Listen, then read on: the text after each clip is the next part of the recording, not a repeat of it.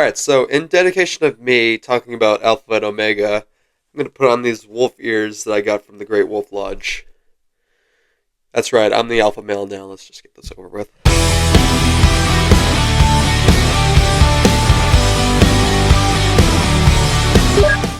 Hello and welcome to thezer0show, the show where we talk about anything. And if you can tell from my wolf ears right here, we're going to be talking about Alpha and Omega. Alpha and Omega is a fur-affinity fanfiction turned into an animated movie for kids, which released on September 17th, 2010. The movie went on to gross $50.5 million at the box office with a $20 million budget, which resulted in 7 direct-to-DVD sequels. And you're probably thinking to yourself, wow, 7 sequels? Then this movie must be good.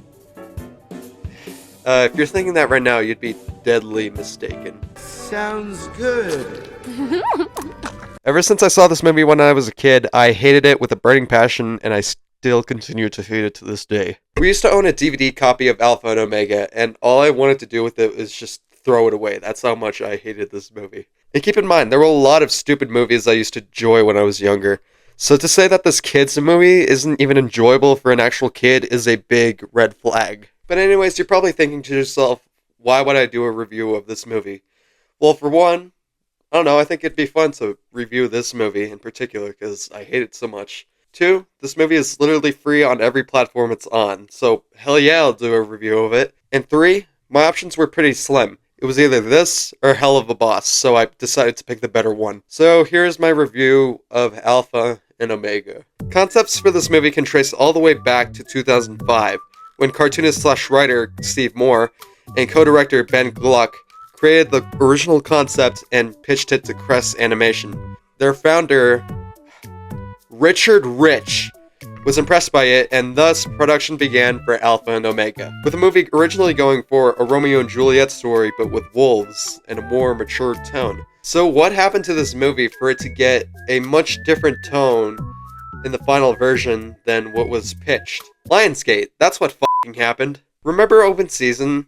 Yeah, Lionsgate basically wanted that exact movie again, but with wolves. Doesn't help the fact that Moore also wrote Open Season on top of writing this movie. Alright, I think it's time I should get into the meat and potatoes of this movie and why it sucks. But first, there's some things that I enjoyed, and I'm gonna discuss it right here. Don't worry, this won't take long. The voice acting in this movie is not that bad, to be honest.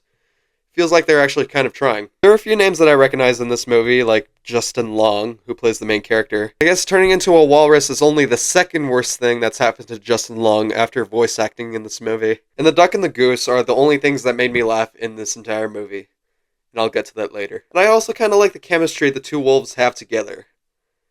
I'm not talking about the chemistry between Humphrey and Kate. I'm talking about the chemistry between Garth and the e-girl wolf. Yeah, just like the rest of this movie, kind of made me cringe. Who's my good widow kitten?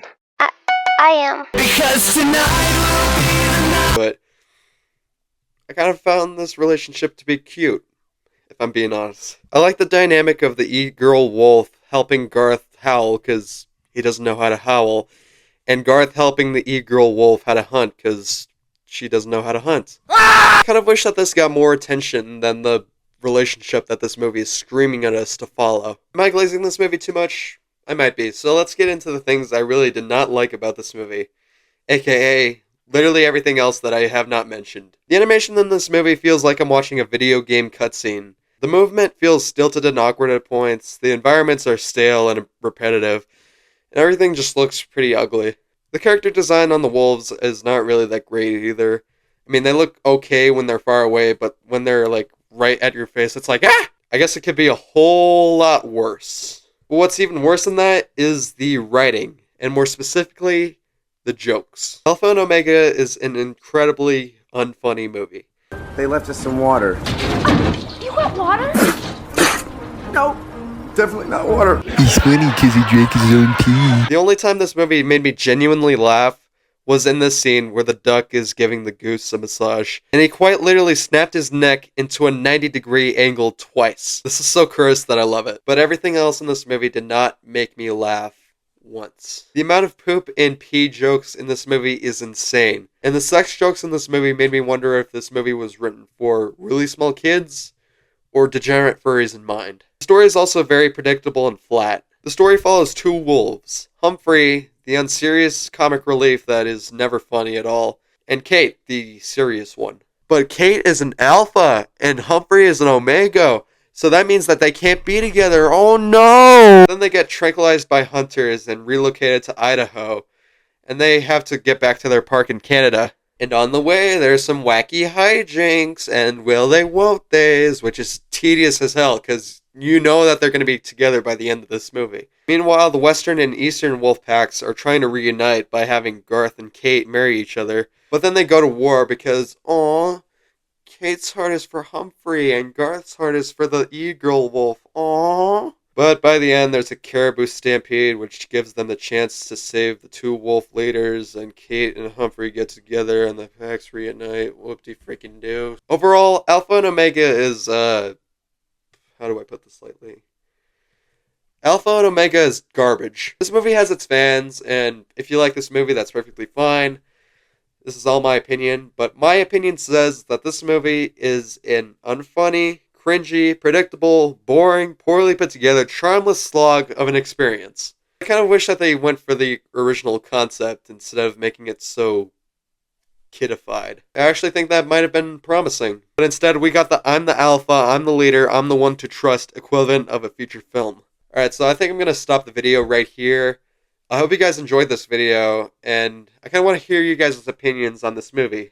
Do you love it? Do you hate it? Let me know. And if there's anything you want me to talk about in another episode of The Zero Show, let me know as well.